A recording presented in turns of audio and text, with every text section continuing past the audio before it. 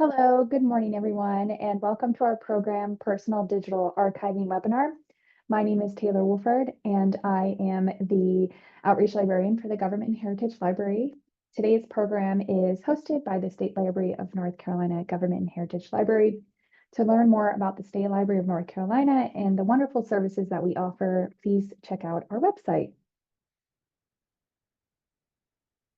First, I'd like to provide some more information about accessibility features for the duration of this webinar. To view and enable closed captioning, please use your mouse to hover over the control toolbar on the top or bottom of the screen and click on the closed caption or CC button. Second, select either show subtitle or view full transcript options. To make any changes to the caption or accessibility settings, you can click on the closed caption button and select subtitle settings. A window will open. In the left pane, click on accessibility to make any changes that you would like. For today's webinar, you can also use the chat feature to submit questions or request assistance from our staff. If you navigate to the live transcript tab at the bottom of or top of your screen, you can change the chat text size by clicking on subtitle settings to adjust the chat text size. Today's program will be recorded and made available online on our SLNC YouTube channel. If you have a question during the event, feel free to ask your question in the chat. If we are unable to answer it during the Q&A portion of today's webinar, we will be able to respond to it another time through the GHL service email account. Additionally, we ask that everyone please keep their cameras off and sound on mute during the course of this presentation. And now I am very excited to hand it over to my colleague, Virginia Haas, to begin today's presentation on personal digital archiving. Thank you, Taylor. Welcome, everyone, and thank you for being here. My name is Victoria Haas, and I'm a Digital Projects Librarian at the SLNC Government and Heritage Library. Today, we'll be discussing a topic that touches all of us in this digital age, personal digital archiving. I'm glad to see so many attendees because preserving your digital stuff isn't something many folks tend to think about, and that is usually due to the digital nature of the objects. But whether it's a multi-page love-filled handwritten letter or a short text with a heart emoji, both need human intervention to preserve.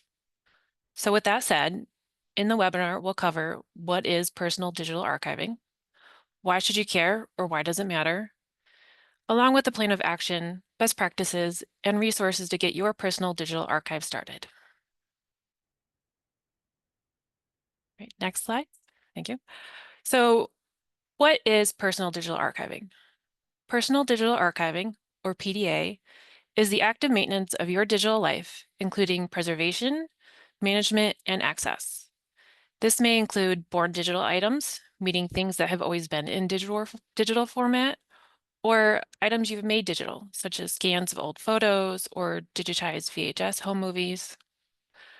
Personal digital archiving is something many of us do unintentionally, but doing it with intention helps us protect memories and valuable information for long-term use. Next slide. So now that you know the definition of PDA, what do you think is included in a personal digital archive? Feel free to add any answers or comments in the chat. I'll pause here and give you a few seconds to give it some thought. While you do, think about how do you communicate with family, friends, and community members? What social sharing apps do you use? To what websites do you subscribe to? What information do you receive in a digital format that at one time you got in print? Or what printed items would you like to make digital copies of? So I'm a genealogy nerd, so my digital archive includes things like records downloaded from Ancestry.com, digitized home movies or old photos, digital videos and photos I took with cell phones, emails, etc. Other items in my digital archive include leases or tax returns, student loan data, projects and papers from college courses I completed, that kind of stuff. So you might have things like emails, text messages, voicemails that you might want to save, family tree websites, that kind of data. Other things like ebooks you've purchased over the years. Maybe that's something you want to keep. Next slide.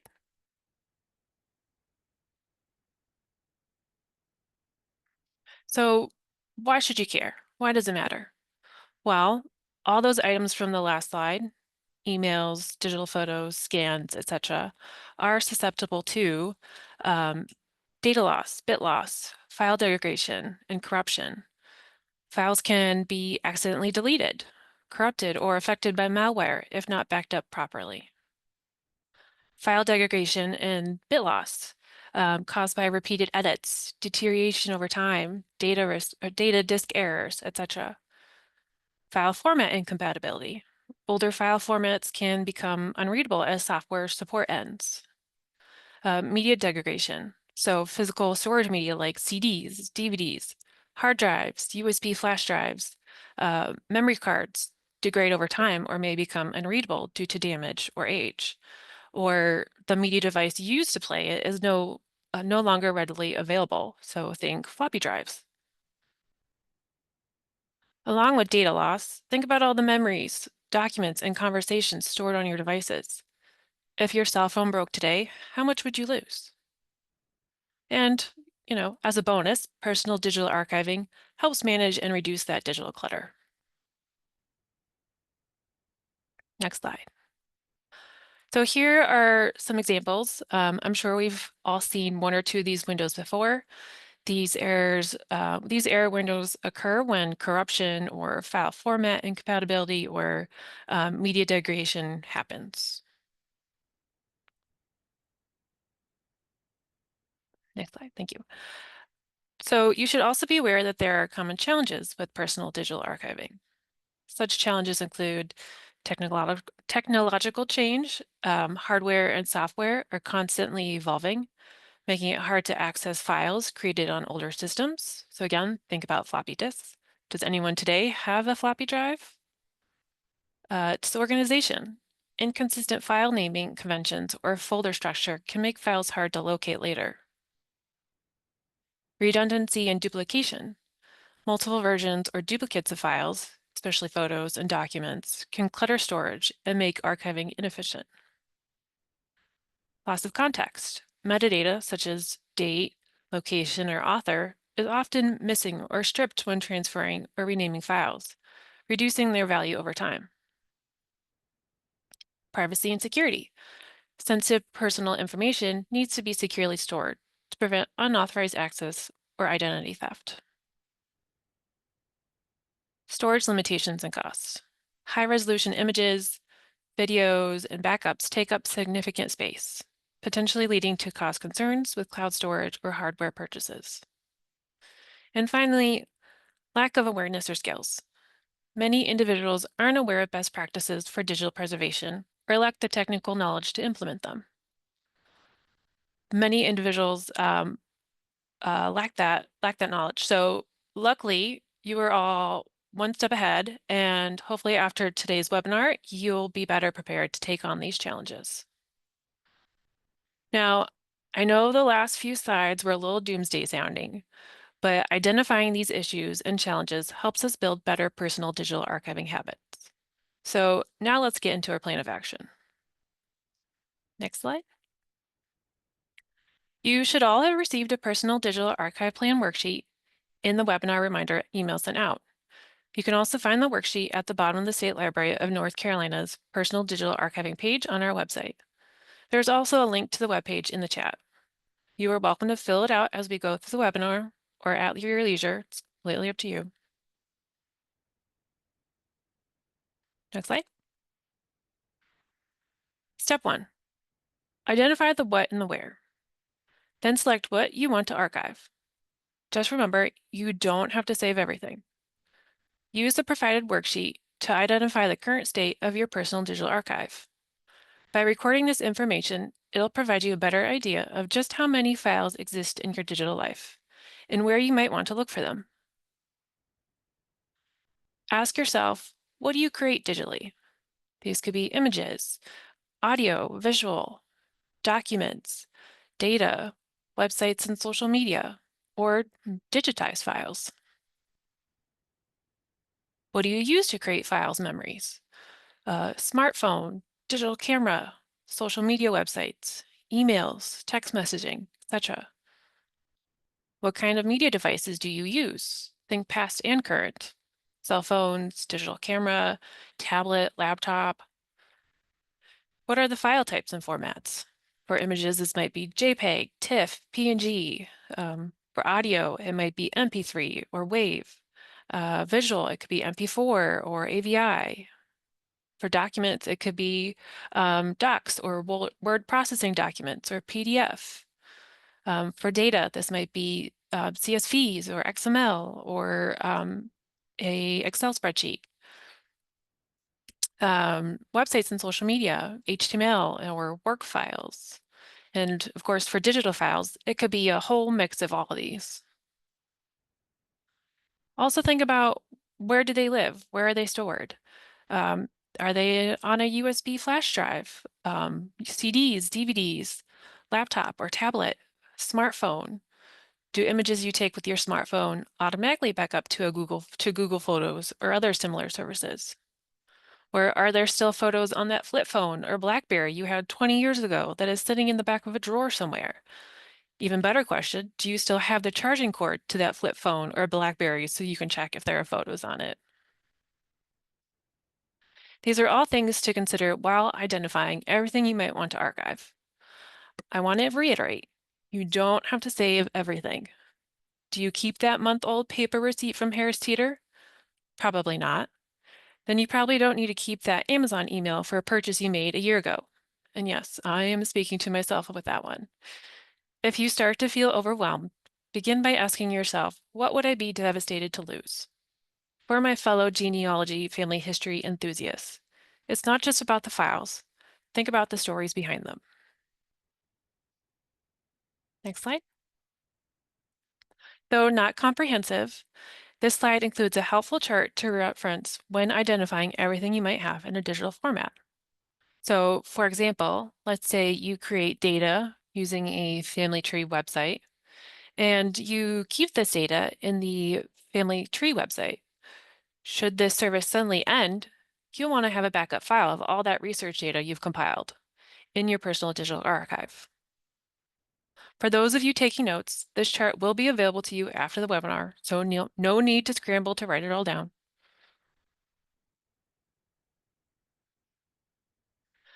After identifying what items you'd like to include in your archive, use the other worksheet to help you begin crafting a plan for the digital files you want to archive. Again, it is important to remember you do not have to keep everything. Prioritize. Figure out what is most important to you to save. Think about how you actively manage files in a paper format and transfer that mindset to digital. Now, I'm not going to go into specifics today about how to retrieve the files you want to include in your archive today, like um, emails. So this is because the steps you need to take vary depending on the service or device you use. So like I said, take emails, for example. You might use a desktop app such as Outlook or a web service such as Gmail or even AOL. And each one is different. But there's so much guidance available on the internet that can help you retrieve that data and export it into a usable format. You just got to do a little research. So let's take a moment to discuss digitization. While you were identifying those born digital objects to include in your archive, there might be items in print that you would like to have digital access to, such as old family photos or written letters.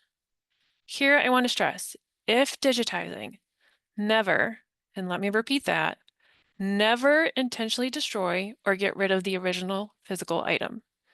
If you have the physical item in your possession, that is your preservation copy. The digitized file is your backup or access copy. This is because the physical item is so much easier to preserve than the digital version. So first step in digitization is to assess the item's condition so that you can prioritize what to scan and how to scan it. Take note of those items at risk: faded photographs, brittle documents, or items stored in non-archival materials, such as acidic paper or sticky photo albums. Make sure to have clean hands and handle the items with care. Lay them flat and avoid bending or folding. Other factors to consider when prioritizing what to scan first are those without duplicates, or ones that have historical or emotional value to multiple family members. Next, determine what capture tools to use. Most home printers now have built-in scanners. Digital cameras are also another option, and there are a plethora of scanning apps that you can use with your phone or tablet for on-the-go capture. The possibilities are endless, but just keep in mind the quality of capture differs between the capture tools. If you don't have access to a scanner at home, many public libraries have scanners available to the public. Or check with your local community colleges and universities if they allow non-students to access scanners within their library. Here at the State Library, we have several flatbed scanners available to the public for digitizing documents or family photos. We also have a large book scanner for scanning oversized items that won't fit on the flatbed scanner. It's great for digitizing scrapbooks or other bound items. Finally, select the right resolution and format. Since we are talking about best practices for digital preservation, for text-based items, typically 300 to 400 dpi or dots per inch will suffice. For detailed clear images, choose 600 dpi or more for scanning photos. Here at the State Library, we scan text-based items at 400 dpi and photos at 600 dpi. And scan the item in color to preserve tones and capture other physical qualities of the item, such as fading or foxing. What format the file is saved as is also important to consider. TIFFs, or TIF, are best for archival quality storage and don't need a special software or program to view. Just be aware the file size will be larger compared to other formats. JPEG are another option because of the smaller file size, but keep in mind they aren't the best for long-term preservation. They're best for sharing copies.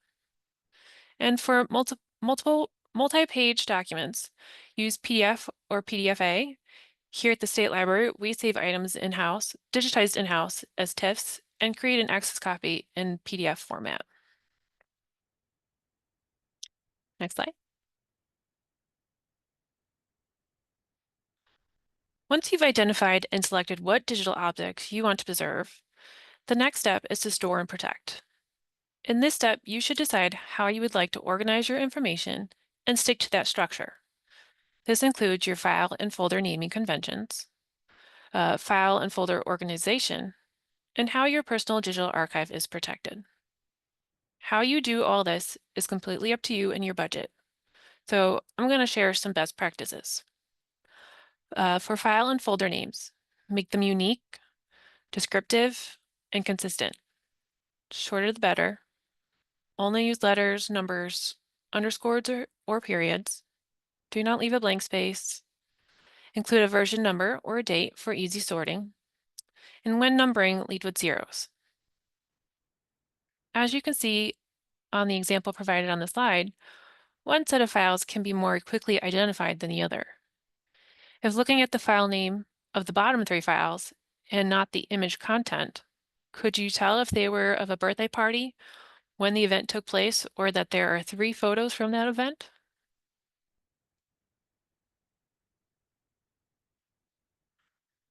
There are many file renaming tools to make renaming large sets of files and folders easier and quicker. 2 file and folder renaming tools we use here at the State Library are Renamer and Bulk Rename Utility. Both are free programs you can download for automated renaming of files and folders. As you can see from the screenshot on the left, Renamer is a bit more user-friendly and great for renaming files, whereas Bulk Rename Utility, screenshot on the right, has a bit more bells and whistles. But along with file renaming, this program is able to batch rename folders and complete bulk copy move jobs.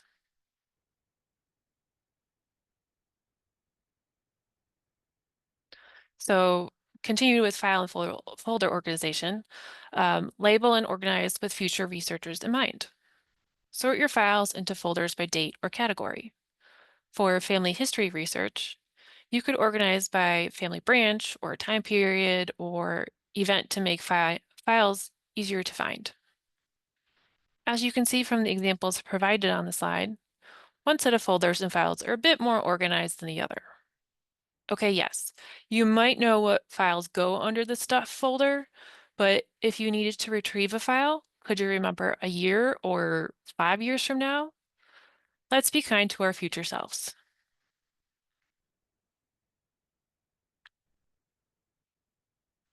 Um, Keep context or metadata. This may mean saving additional information about your stuff. How many times have you come across photos inherited from older generations with names, dates, locations written on the back? Let's help out future generations. Add metadata to better describe the file.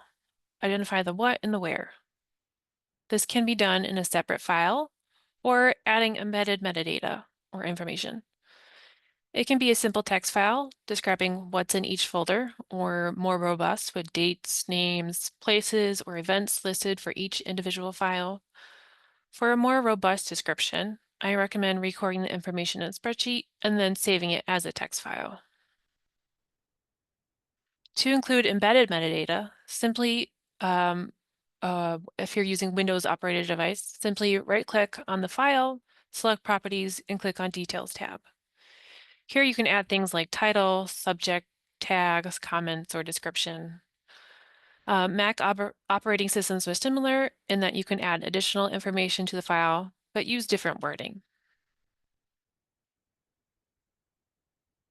Just do keep in mind that if adding embedded metadata, there's currently no easy button option to export that information.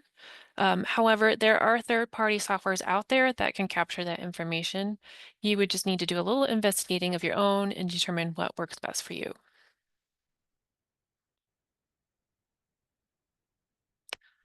Along with organization, you also want to think about protecting your archive.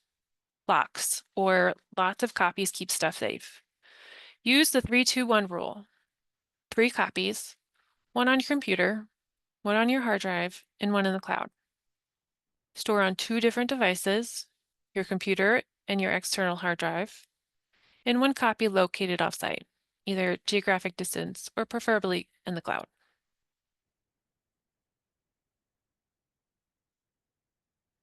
Not all file formats are created equal. Some need specific software to open the file. Consider converting content to a stable file format that will still be readable in the future, or formats that are common enough that the specific software needed to open it isn't going away anytime soon. So these include photos, JPEG or TIFF, or preferably TIFF for preservation, audio, MP3 for videos, MP4, documents, PDF for PDFA, for text, TXT. If provided the option when saving a file, choose uncompressed versus compressed. This refers to the amount of data held within the file. Uncompressed files have the highest amount of data, resulting in a large file size, but the quality of the file is still intact. TIFFs are an example of uncompressed files. Compressed files have less data, resulting in smaller file size, but the quality of the file decreases over time. JPEGs are an example of a compressed file. Storage devices or tools. So external hard drives, these are great for local backups and easy access. Cost and amount of storage space of these devices vary, so best to do a little research. I back up my personal digital archive on an external hard drive. I don't recall the brand name of it, but I believe there's 4 terabytes of storage, and I am nowhere near the 1 terabyte mark yet, and there's so much on there. USB flash drives are portable, but not recommended for long-term storage. It's a great option for limited use, such as saving research you've done here at the library, but just remember to transfer any files you want to archive to a more long-term storage option. And finally, cloud storage services, such as Google Drive, Dropbox, OneDrive, iCloud for remote backups. Just keep in mind, cloud services limit the amount of free storage the free data storage. So after which they do charge a fee, and you just got to keep an eye on that.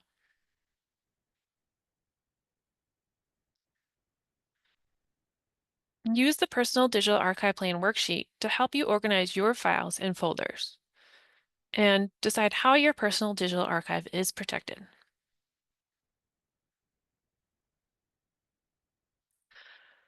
Now that we've done all the heavy lifting, the final step is to manage your personal digital archive and decide how you want to provide access. So how do you manage your new personal archive? Spot check annually by opening it to see if you can retrieve folders, files, and if your machine can read it. Migrate or move files from an old storage device media to a new storage device media, at least every 5 years to prevent data loss risks. The image on the slide includes media devices in the library's informal obsolete media collection. It's a great example of the constant evolution of media devices and how quickly those items can become outdated and no longer in use. So you can see cell phones, reel-to-reel, VHS, cassettes, um, different years of cell phones, lots of fun stuff and nostalgia right there in that one photo. So also avoid altering files unnecessarily. If you want to edit, always edit a copy, not the archival file, and make an access copy for sharing and editing. Keep an inventory list of your archive and store with other important papers. Revisit your approach regularly, including the work of deleting content you no longer want or need, and rename and organize if needed. Preservation is not a one-time task. It's a habit. Think of it like spring cleaning for your digital life.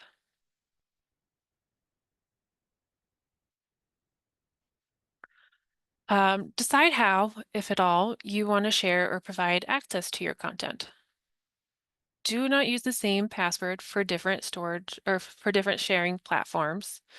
And please, please, please, please do not use the word password as your password. The image on the slide is just a joke. Consider using a password manager. So password managers can generate unique, secure passwords and automatically store them. Planning ahead includes thinking about what happens to your digital assets when you're gone. Have a plan for your digital estate. In the case of something happening to you or if someone else needs to gain access to your accounts, have a plan of your wishes and how to manage that will help simplify any process.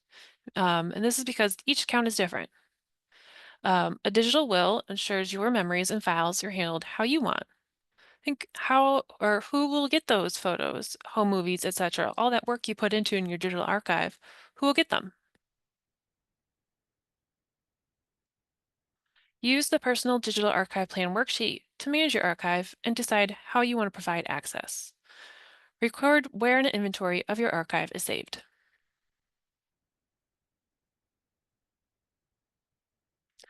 So finally, I want to share some resources that could aid you in your personal digital archiving journey. As I mentioned earlier, here at the State Library, we have several flatbed scanners and a large book scanner for scanning oversized items. We also have a couple of microfilm readers. If you are unable to visit us in person, please visit our Digital Information Management webpage. There you can access information about personal digital archive, guidance, and best practices. It's also where you can locate the Personal Digital Archiving Plan worksheet.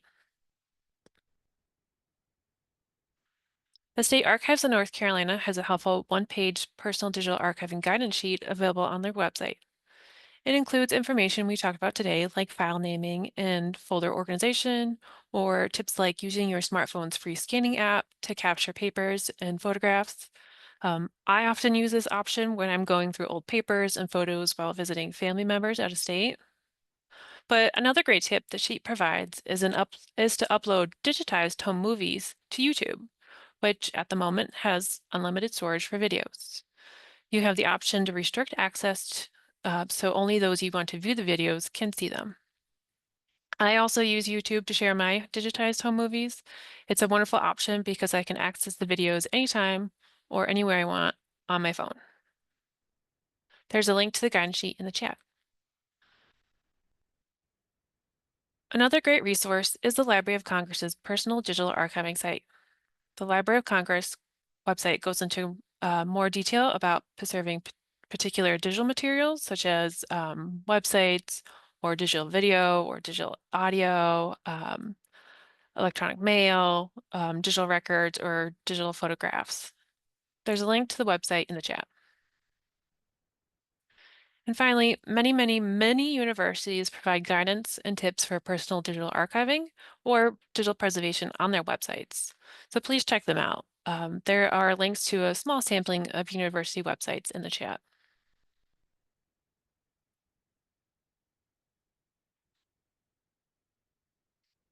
Next slide. So to sum up, personal digital archiving protects your digital legacy by preserving important files, memories, and records for the future. By implementing simple, consistent practices today, you can ensure your digital lives remain accessible, organized, and meaningful for years to come. You don't have to be perfect or archive everything.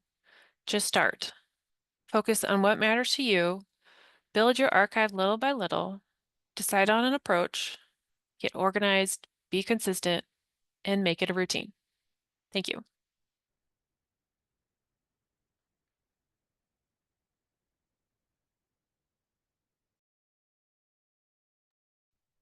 Thank you, Victoria. That was amazing. I will now open it up to questions. So if you have any questions for Victoria or I, you can put those in the chat. We will try our best to get all of the questions that appear in the chat today. But if we are not able to get your questions today, I am going to put in the outreach and instruction email, and you can reach out to us directly for more information.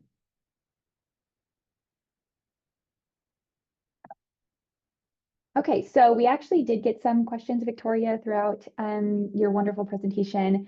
The first question that we got is about the renaming programs that you had discussed. Are the renaming programs used as examples available in Mac as well as Windows operating systems? That's a great question. We are Windows operating system here, but I assume you can also use it for Mac operating systems. Um, and there is a ton of guidance online on how to use both programs. And there are more programs out there. Those were just a few examples that we implement in our workflows. Thank you, Victoria. Another wonderful question we got is about, we're getting a lot of questions in the chat. Is there a certain type of gloves required for handling old photos or papers? I can go ahead and take that one, Victoria.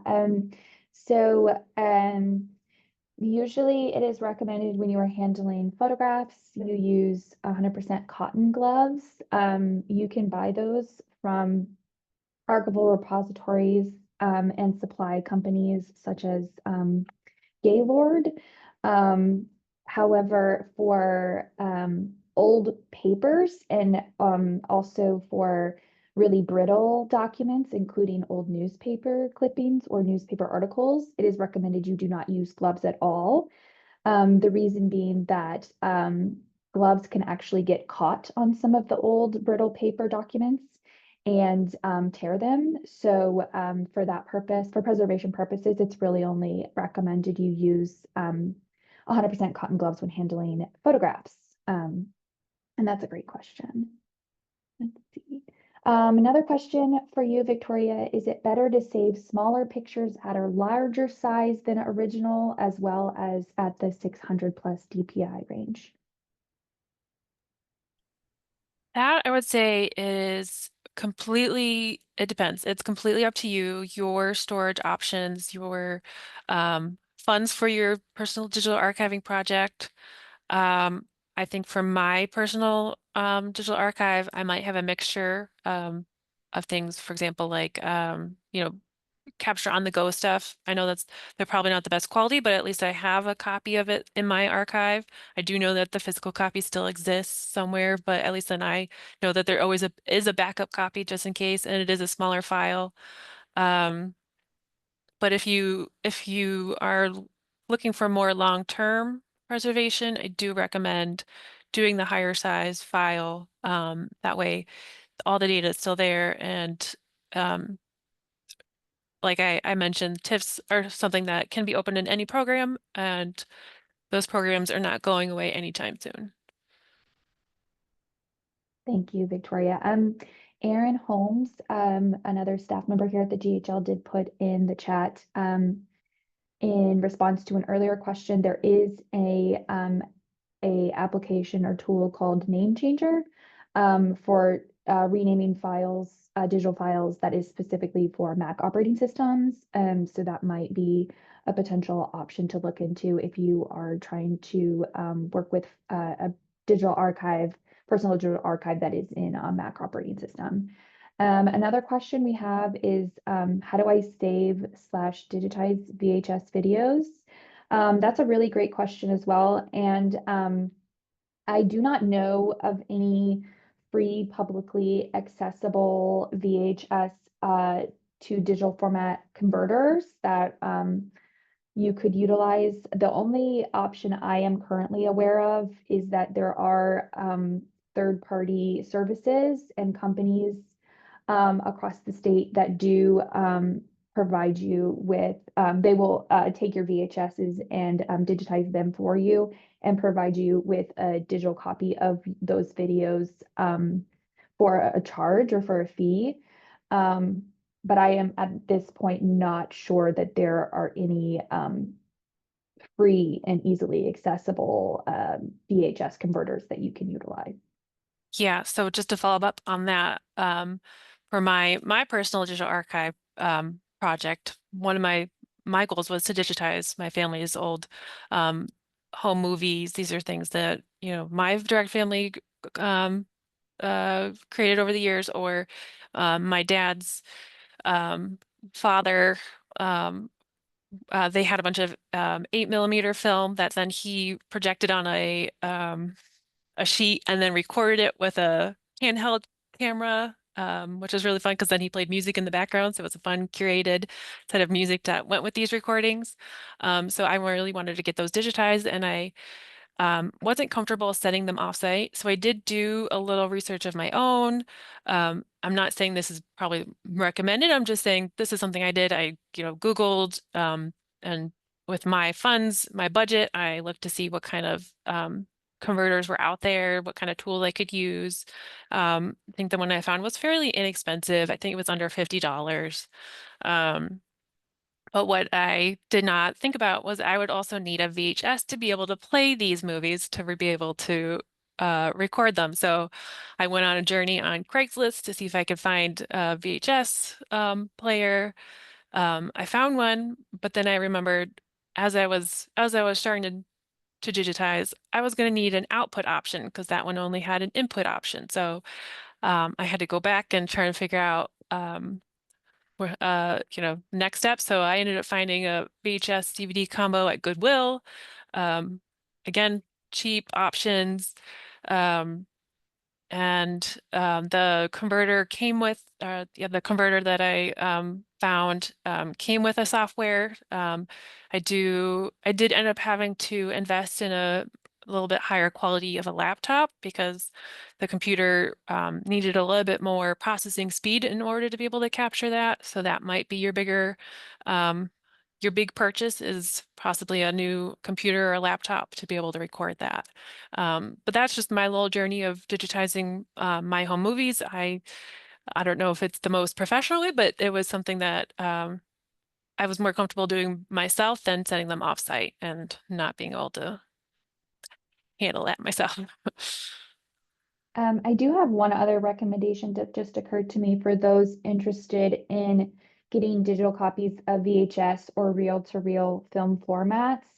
If anybody has reel-to-reel as well. Um, I think in the past, I have worked at places in which we've locally sourced digitization services through a company called AV Geeks. So that might be an option if you are local to the Raleigh area. AV Geeks does provide digitization services for these formats. And I have worked with them in the past professionally. So that might be an option to look into as well. Um, Another question we have is, oh, we have a clarification question for you, Victoria. What were the two tools for file naming that you provided earlier? One was Renamer, and the other was Bulk Rename Utility. Thank you. Um, so we have another question. How much support can the State Library offer to individuals who have technical questions on the topics covered in today's Zoom? That is a great question. As the outreach librarian, I am very interested in working with folks on our team, including Victoria and Erin, to provide more worksheets and informational materials to the public on this topic and collecting, preserving, and managing your own personal digital archive. There's been a lot of interest in this topic amongst members of the public, so I think we are also interested in having another or a series of Zoom webinars on this topic. And if there are any other technical questions that you may have, again, I will put the outreach and instruction email back in the chat, and you can feel free to reach out to us with follow-up questions. Okay, if there's any other questions, please put them in the chat now.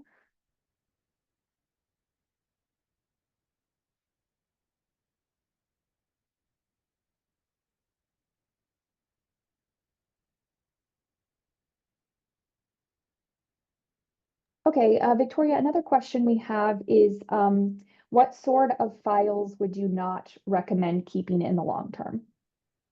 Well, that's a great question. So I would say, so personal digital archiving, right, is about preserving important and meaningful content. So like I said, you don't have to keep everything. So some things like multiple copies of the same photo or document, um, or low quality or corrupted files. So things that are blurry, incomplete downloads, files that won't open. Um, why? Because they have little user value and take up unnecessary space. Thank you, Victoria. Another question, this is an interesting one. So Victoria, in the presentation, you emphasized never getting rid of the original copies or like the paper records during the digitization process. But for some items, such as receipts or insurance statements, the main reason I'm digitizing is that so that I can get rid of all of the paper I'm collecting. So there are certain things this person recognizes they should not dispose of, like marriage license or birth certificates. But what instances would you recommend not keeping a copy of the originals, for example, while digitizing? That's a good question because I would say it depends. Um, it's you want to keep focus on things that like family records, legal documents, personal letters or journals, medical records, um, tax records, like you said, Taylor. It really depends. So like you may not need to digitize every receipt, maybe, but you might want to keep them for tax purposes or um, old utility bills or statements. But maybe you might want to keep them for your records just in case as a backup. I would also potentially revisit why you would like to digitize those specific items and why you are keeping a paper copy to begin with, because I can see in some cases how um, perhaps it might not be the best course of action to digitize those items, because you might not be keeping the paper record for much longer than a couple years, especially when we're talking about receipts or insurance statements, as this person put in the chat. Unless there's a really strong reason that you need to keep the receipts long term, I think that can be something that you would neither have to digitize nor keep a paper copy of. But again, that's something you would have to think about and prioritize with your own archiving plan. Another question, any recommendations for cloud storage of photographs? Let's see. So some I mentioned earlier were Google Drive, iCloud. Um, oh, it is slipping my mind right now. OneDrive. Um, I'm trying to think of any others. Taylor, do you have any other Those, recommendation? those are the major ones that I've Yeah. used, yeah. But like Victoria said in the presentation today, although it is recommended that you have backup files stored somewhere on the cloud or in cloud storage, the more that you put in cloud storage, the more space you will have to purchase from those companies or those platforms. So that's also something to keep in mind in when you are prioritizing which photographs you would like to have long-term storage and preservation for is how much are you willing to spend to keep those files safe using third-party services and platforms. Yes, I am constantly getting you're at 90% from Google and I have Mhm. to start making some decisions. Yes, I am always there with Mhm. Google Drive specifically. So another great question, when saving a file, so a file name, is there a limit to the number of letters or digits you can use? I do not know. Um, so shorter the better. I mean, you can use as much as you want, but again, shorter the better. I believe we here at the library try to stick to 40 characters or less. Sometimes, some instances, it might go a little bit over 40, but we do try to stay shorter the better. Alrighty, and then we have a question about our on-site scanning tools. Somebody is asking how well our book scanner in the Government Heritage Library would perform in scanning photos that are stuck and encased in a 1960s photo album that used plastic sheeting that can no longer be pulled off. Hmm.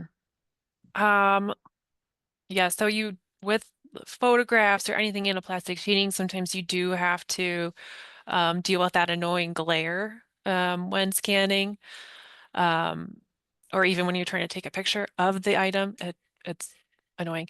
Um, that machine, sometimes it depends on how you position the item. Sometimes that glare will go away. So you just kind of have to play with it. And it can usually do a really good job with the glare. It's just maybe sometimes there might be a streak, and that's where you might want to just adjust the item and play with it as you're scanning.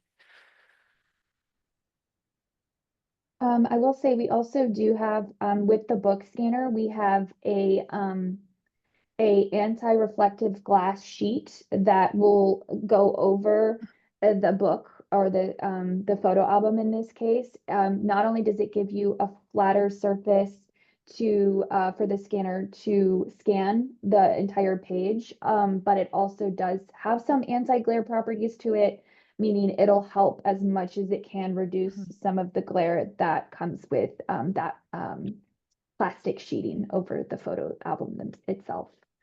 Um, and then we had a really great suggestion I'd like to share with the audience as well.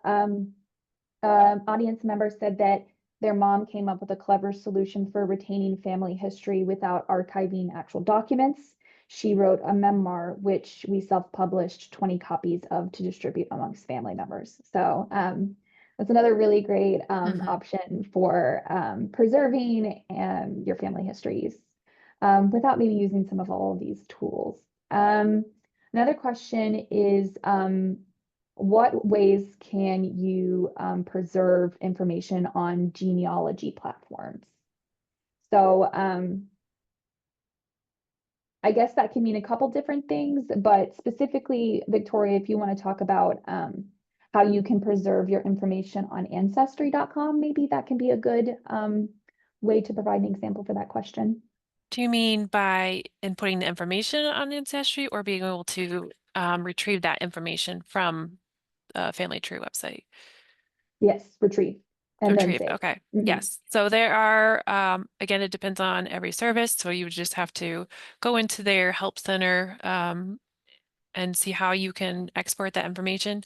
I believe they're usually in a, and I don't know what it stands for, but it's a GEDCOM file, and you can export that data, and usually then, depending on if you use a different service, tree service, you can usually import that same GEDCOM file, and it will retrieve that information. Thanks, Victoria. We have another clarification from Erin here on the GHL team. She said regarding the previous question on file name character limits, Windows is usually 260 characters and Mac operating systems is usually 1024, which is very long. Um, and that all will depend on the version of the operating system you're using. Obviously, if you're on the current or an older version of a Mac or Windows system. But to reiterate, as Victoria has mentioned multiple times, the shorter the file name, the better.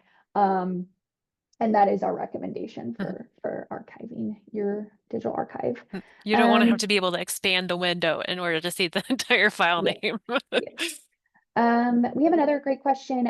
Could you say a little bit more about making various types of digital files and like through their names searchable, not just by name, but date, geographic location, etc. Yeah, so you can you if so in that file name you can go ahead and put geographic location. Let's say you were like it was a photo of the zoo from 2002, a trip. So you could even just you could put in the, um in the file name, North Carolina Zoo, 2000, what did I say? 2003, 2002 visit. For things like embedded metadata, you can add in that information in the file properties. Again, it's not, I mean, you can do that. It's just there is no current easy way to just export all that information. So let's say you went through 200 files and added in that individual information in each one of those individual files. Um, Maybe now you want that information somewhere else, and so then you'll need to um, there are third-party softwares out there that can grab that information for you, but that's where I would maybe recommend go ahead and just put that information in a spreadsheet instead of embedded metadata, because then it'll save you a step. And it's easy to, in the spreadsheet, drag and drop. If there's multiple files from this one event, you can, drag and drop all that information down. Yeah, I would agree with Victoria. I think that is where having if you're interested in collecting more, preserving and collecting more information about the context of your digitized or digital items, I think that's where, for example, an Excel spreadsheet can come in handy and creating an inventory of your digital files. And if there is interest amongst audience members, I can work on sourcing or putting together a template, an Excel spreadsheet template on to get you started on having developing and collecting an inventory of your digital files for preservation. And with the Excel template, you can make it as detailed as you want or as basic as you want, depending on your time and your resources and your needs. But it could be an option if you are interested in an Excel spreadsheet option for an inventory in having columns for date, location, maybe family members identified in a photograph, etc. And you can make it as detailed as you want or as basic as you want. So that is my personal practice is Mhm. making it something that's a little bit more searchable, accessible, and shareable, like an Excel spreadsheet, for example. Mm-hmm. Okay. When using the book scanner in the GHL, can you immediately see the item scan to determine if the quality is okay? Yes, you can. Mm-hmm. Um, I will say with our book scanner right now, we have two options for access. Either you can make a scan of the item on the flatbed itself and get a print copy of what it has scanned, or you can use a USB drive and plug it into the scanner itself and get a digital copy that way. And you, however, before you save it or print it, you will be able to see the item as it's scanned to determine if you would like to keep that copy. If not, you can make another copy of that page or of that item. Um, and then is the scanner on a first come, first serve basis or by appointment? Yes, it is first come, first serve. We are open to the public Tuesday through Friday, 9 to 5 p.m. And we are also open Saturdays from 9 to 1 p.m. So anytime we are open, not only will you be able to use the scanner in the GHL reading room, which is in the DNCR building at 109 East Jones Street. You will also be able to get some support from our reference staff who will be able to help you get started on scanning using the book scanner. Okay. Here's another interesting question related to having an inventory of your archive, your personal archive, using specifically like the Excel spreadsheet as an example. How would you keep the inventory maintained with both physical and digital materials? That's a great question. Um, Taylor, do you have any ideas for that? I guess there's a lot of different options, and I think Victoria really emphasized this. It's what makes the most sense for you and how Mhm. much time you're wanting to put into it. But if you wanted to keep it quite simple, I think what you can do is you could have the Excel sheet be exclusively for digital files, and you could have a column or a section for each digital file in which you put in for one of those fields where the physical item is located. Um, if there is a physical item attached to the digital file that you have created.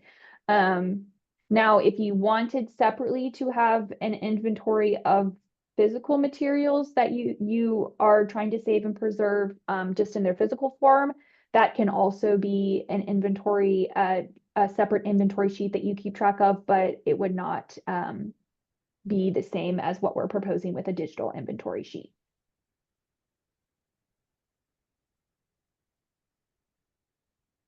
Alrighty, y'all, I think we have time for one more question. Um, Someone here has said, I add keywords to organize photos in Photoshop. Are those keywords in the metadata transferable with the photos that you create in Photoshop? That's a good question. I do not know. That would be something you'd have to do a little bit more research on. I do believe, yes, I think the answer to that question is yes. If you apply keywords or metadata in Photoshop itself to the file you are saving or the project, it will export in whatever format you export it in with the metadata attached. I believe that's the case. That is also the case if anyone is still using like iTunes. You can apply metadata to MP4s or MP3s in the Apple Music platform. And when you export that, it will also export your metadata with it. If anyone was interested in doing that. So thank you all for all of these really great questions Mhm. today. Like I said earlier, if you have any follow-up questions or would like to give us feedback, please chat us at the ghl.info@dncr.nc.gov account. And since there seems to be a lot of interest, please look out on all of our socials and our newsletter for future webinars or educational materials on this topic. And until then, we will see you next time.